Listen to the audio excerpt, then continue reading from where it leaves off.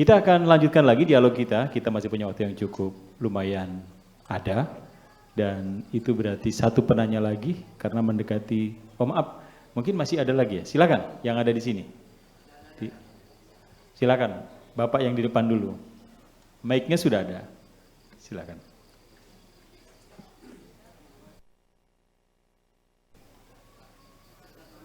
Itu. Assalamualaikum warahmatullahi wabarakatuh. Guru mulia kita, Buya Syakur.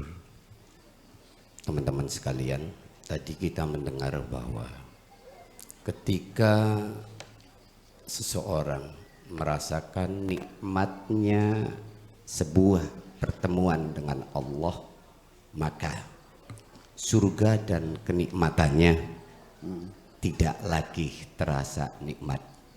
Kalau saya boleh meminjam bahasanya Pak Tato, kayaknya boleh dikatakan masuk surga itu kenikmatan yang terendah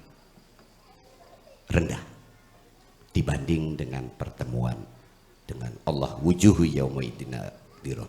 Dalam surat Al-Baqarah, wasta'inu bisabri wassalah wa innaha lakabiratun ala ilal. Innallaha ma'as sabirin. Allah akan bersama dengan orang-orang yang bersabar. Kebersamaan lebih daripada sebuah pertemuan, Bu ya. Kalau boleh tadi untuk kecap-kecapan yang nomor satu, artinya bahwa kesabaran juga berhak untuk mengatakan kecap nomor satu.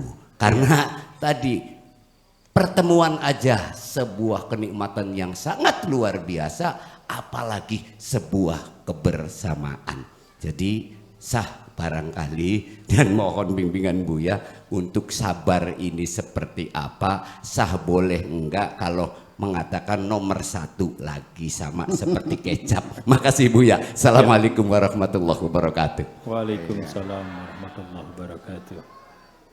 Begini ya, rasa cinta yang bersemi di hati ini, kerinduan yang saya tanggung setiap malam ketika saya bertemu dengan perempuan yang saya cintai. Apa yang terjadi? Itu hormon dopamin kita meningkat, rasa kebahagiaan kita langsung naik level. Rasa badan ini nyaman, menjadi enak, menjadi bahagia. Cinta itu membawa kebahagiaan. Menatapi wajah orang yang kita cintai itu membawa kebahagiaan dengan sesama saja.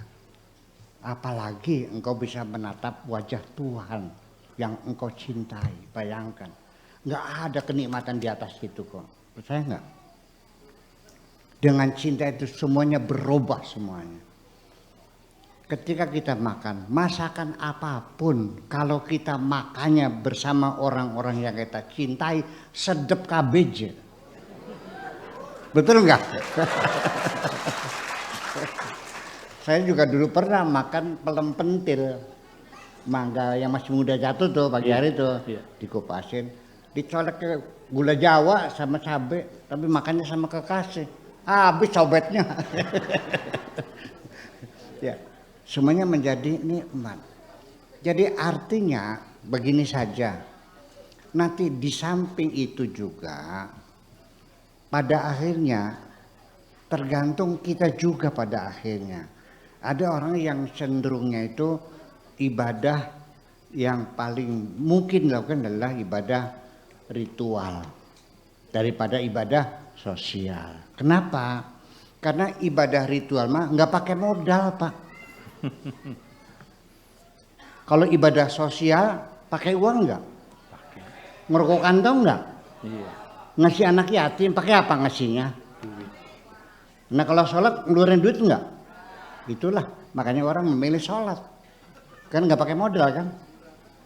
Bantu orang fakir miskin, beli beras, beli segala macam, pakai duit enggak? Itu persoalannya. Jadi kenapa orang milih ibadah ritual? Ya karena ibadah ritual nggak perlu modal. Kalau ibadah sosial harus pakai modal. Tetapi di alam dunia saja orang rajin sholat dengan orang dermawan, kondangan yang duduk di depan orang dermawan apa orang yang sholatnya rajin? Yang kursinya empuk. Yang dermawan apa yang sholatnya rajin? Yang kuenya Black Forest, ya wajibnya ditoples, minumannya teh tubruk untuk orang dermawan. Kalau yang rajin sholat di belakang duduknya di kursi plastik. Snacknya apa? Buras, kacang gawil, sama air aqua gelas. Dibundal di plastik, boleh dibalang-balang. Ya, kenapa? Saya juga sama. Saya kedatangan orang kaya. Apa artinya saya hormati orang kaya? Kalau dia tidak dermawan, urusannya apa? Betul enggak? Ya. Orang alim ya perlu dihormati. Tapi apa urusannya kalau ilmunya tidak digelar untuk dirinya sendiri saja? Betul enggak? Nah itulah persoalannya. Jadi saya menghormati orang karena kebaikan-kebaikan di dunia ini. Itu yang jadi persoalan. Nah tetapi nanti sabar sendiri kalau dibandingkan dengan syukur, ibadah mana yang hebat? Apa sholat? Apa sabar? Apa syukur? Apa? Syukur. Apa syukur? Di sini kecap-kecapan lagi nih. Kata orang yang syukur, ibadah tertinggi adalah ibadah syukur. Kenapa? Karena jumlah orang yang bersyukur di dunia tidak banyak, sangat sedikit, minoritas dalam minoritas. Allah berfirman, wa qalilum min ibadiyas syakur. Sedikit dari hamba-hambaku yang bersyukur. Sedikit. Dari mana? Dari hamba-hambaku. Hamba Allah banyak atau sedikit?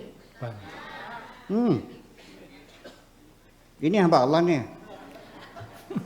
Hamba Allah tuh Sunan Gunung Jati, Sunan Bonang, Sunan Muria, Abu Bakar, Umar, Utsman, Ali, itu hamba-hamba Allah. Kalau ini mah kunyukullah. Sedikit hamba Allah nih. Itu sedikit dari hamba Allah. Wa qalilun min ibadiyas syakur. Sedikit dari hamba-hambaku yang bersyukur. Dari minoritas sangat sedikit, bisa dihitung jari. Kalau orang sabar mah banyak. Orang diuji dengan kemiskinan 100 orang, insya Allah yang lulus 80 orang bisa lulus diuji sabar. Tapi 100 orang dikasih harta yang banyak, siapa yang bersyukur? Tidak akan lebih dari 5% kok. Iya, jadi orang bersyukur itu lebih berat. Iya. Ya, makanya jadi ada dua hal meminta tolong kepada Allah, yaitu istainu bisabri wassalat. Sabar dan berdoa. Kalau sholatnya sholat ini namanya istainu bisabri wa iqamatis sholat. Ini wassalat. Sholat dimana doa, lughatan itu mah berdoa. Jadi jangan dianggap sholat Allahu Akbar ngadep kiblat 4 rakaat, bukan itu. Istainu bisabrat. Makanya kata-kata shollu itu sebetulnya bukan sholat. Kalau sholat aqimus sholat. Aqimus sholata wa atuz zakat. Alladzina yuqimuna sholat, yang sembahyang 4 rakaat, 3 rakaat, 2 rakaat. Itu yuqimus sholat. Kalau sholat saja yaitu artinya bukan sembahyang, tapi adalah berdoa itu. Ya.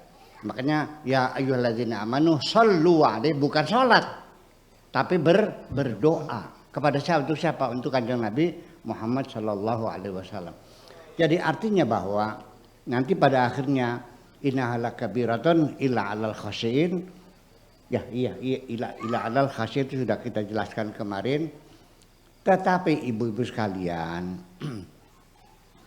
ini saya ulangi lagi, bertanya dari mana tadi yang tanya? Dari siapa namanya? Pak Anton tadi. Anton ya? Iya. Dari mana? Palembang. Dari Palembang. Nanti yang penting bagi saya, kenapa saya ini disebut kiai yang paling rajin mengajak orang berdoa. Ya, sudah saya jelaskan. Bagi saya berdoa itu yang urgensinya bukan masalah dikabul atau tidak. Itu terserah Allah, yang penting kita berdoa. Nah, yang paling penting udah. Kenapa saya kok kederang-derang, artinya sungguh-sungguh ngajak orang berdoa? Karena dengan doa itu kita bisa merawat harapan. Kalau orang masih berdoa, berarti masih ada harapan. Ini bahayanya orang kalau sudah mati harapannya, maka akan putus asa. Nanam padi gagal lagi, nanam lagi gagal lagi, 3 kali nanam lagi gagal lagi. Ketika tidak ada harapan, paculnya ke dibalang nakin wis. Mari beli nyawa maning wis. Ngasa golok baik. Betul enggak? Kalau bapak-bapak, ibu-ibu malam ini masih berdoa, berarti di dalam diri kita masih ada harapan. Bukat beli dinakin ya sukiki, beli sukiki ya ben. Beli tekang kita ya tekang anak, beli tekang anak ya tekang, beli putu ya tekang, beli buyut tekang, beli canget tekang, suwe hewareng, muda gudeg, sudah gudeg, blegedor. Itulah kesabaran Nabi, karena beliau selalu mengatakan seperti itu. Kalau tidak sampai dengan mereka, barangkali anaknya, barangkali cucunya, alhamdulillah sampai tekang sukatani dadi wong Islam kabeh. Iya kan? Makanya gitu aja.